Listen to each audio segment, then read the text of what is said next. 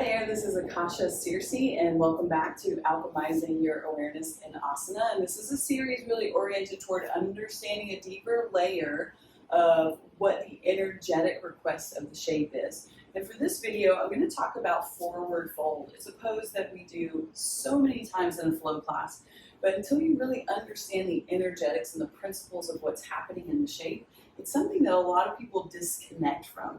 They just do this repetitive movement over and over, and then what happens is you really lose out on how you can light up some new levels of awareness. So meet me roughly in the middle of your mat. Feet are about the width of a yoga block, 4 inches, 3 inches, depending on your yoga block. And start in mountain pose, so inside edges of the feet, outside edges of the feet, center point of the heel. Feel how when you plug into the feet, you're driving energy down. You feel the tailbone descend, pubic bone comes up. You can even imagine that you're bringing the big toes together and pressing the heels out. You'll feel this engage and everything lines up. Ear, shoulder, hip, knee, ankle. Breath here. As you inhale, reach the arms up, look up, no back bend. As you exhale, hinge from the hips, bend the knees if you need to, keep the hips over the ankles. A great way to test this is to stop halfway. If you feel the body shifting back, this is an overstretching for the hamstrings. The intention, as you inhale, come on up and out of that.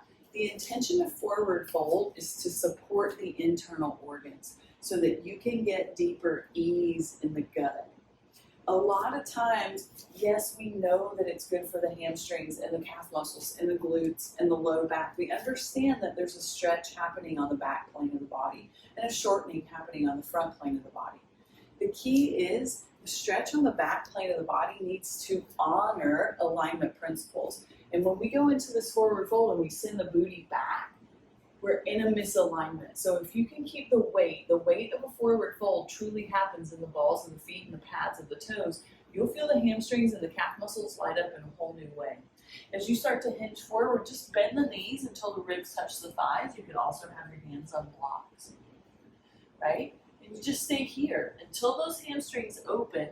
There's no straightening the legs, right? And as the legs start to straighten, the sit bones are moving up and out in a Y-like shape. This Y-like shape creates an internal rotation of the inner thighs so that the opening that's happening, this big opening that's happening for the hamstrings, happens in a way that's natural from joint to joint, not in a way that's forced, right? So you never want to force over stretching. Really important. And again, just a reminder, I know you've heard this in the videos already, but muscles do not stretch, they relax. So the slower you can go here, the more alignment you can have. Even if it means you bend your knees, you still keep your hips over your ankles. When the ribs touch the thighs, this is the place where we start to straighten the legs. This is the place where the sit bones move out. This is the place where once the legs are straight, the head drops.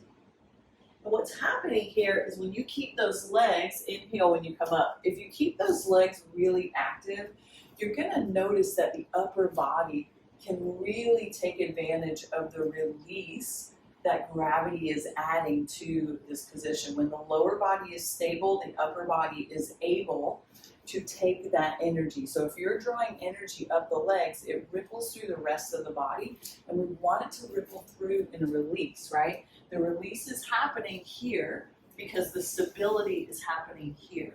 So we're not trying to force the depth, but instead we're allowing it to happen by shifting the energy into the front forward part of the foot. So the heels aren't lifted. I want to be very clear about that, especially from an alignment perspective. All points stay on the earth. We're not pressing back and we're not leaning forward, right? We want to really think about hip, knee, and ankle alignment here, ribs to thighs, eventually forehead to shin. That would complete the pose as you inhale, come up, or master the pose. This is a really wonderful pose to put into your practice with a more static hold as opposed to flow, flow, flow, like a yogi robot, which is what I see a lot. What we really want to do is keep tapping in to those ground rules of alignment, because this is where the principles of energy truly lie, so that when you start to flow, you understand how to go from the base to the peak of the ultimate experience of the expression that is the shape. All right, I'll see you back here soon. Take care, and in the meantime, stay illuminated.